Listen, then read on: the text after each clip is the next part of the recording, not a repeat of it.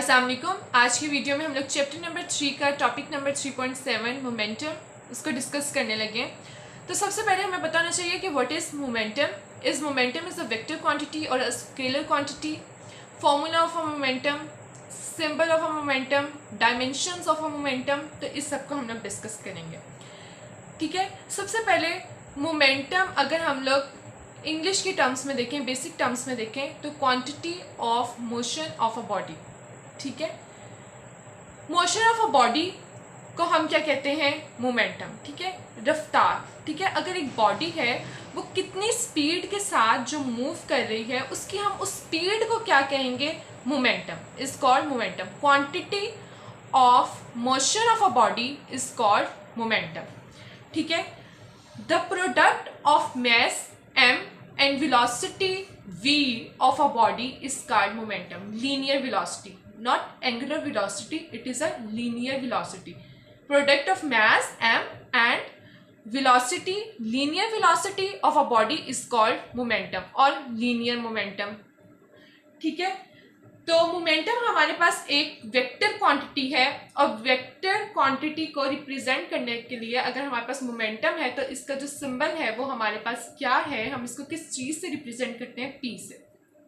ठीक है, और ये एक हमारे पास एक वेक्टर क्वांटिटी है। मोमेंटम जो है वो वेक्टर क्वांटिटी है, physical quantity which is completely specified by magnitude as well as direction. और वेक्टर को रिप्रेजेंट करने के लिए हम एरो हेड लगा देते हैं वेक्टर रिप्रेजेंटेशन। उस जो लेटर है उसके अबव हम एक एरो हेड लगा देते हैं।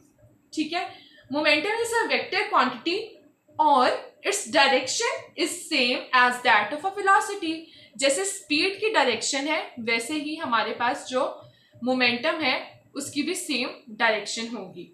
ठीक है, अब जो मोमेंटम है उसका एसआई यूनिट क्या है?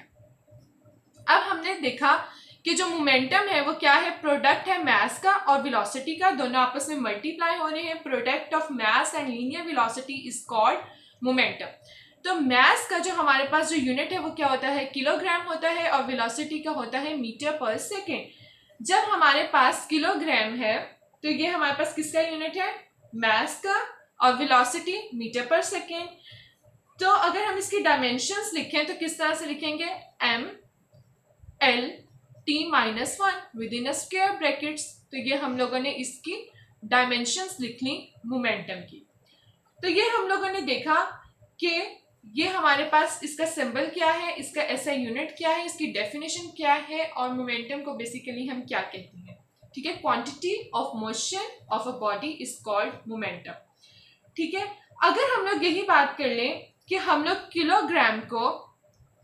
किलोग्राम मीटर पर सेकेंड, इस यूनिट को हम न्यूटन इंटू सेकेंड्स भी लिख सकते हैं। तो हम किस तरह से लिख सकते हैं? हम इसका प्रूफ कर लेते हैं जल्दी से।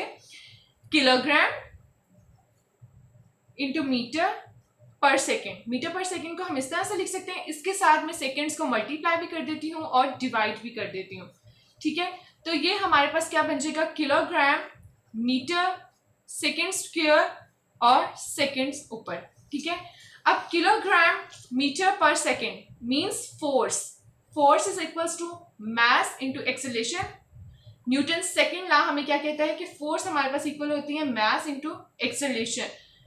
सो मास का किलोग्राम, एक्सेलरेशन का मीटर पर सेकेंड स्क्वायर।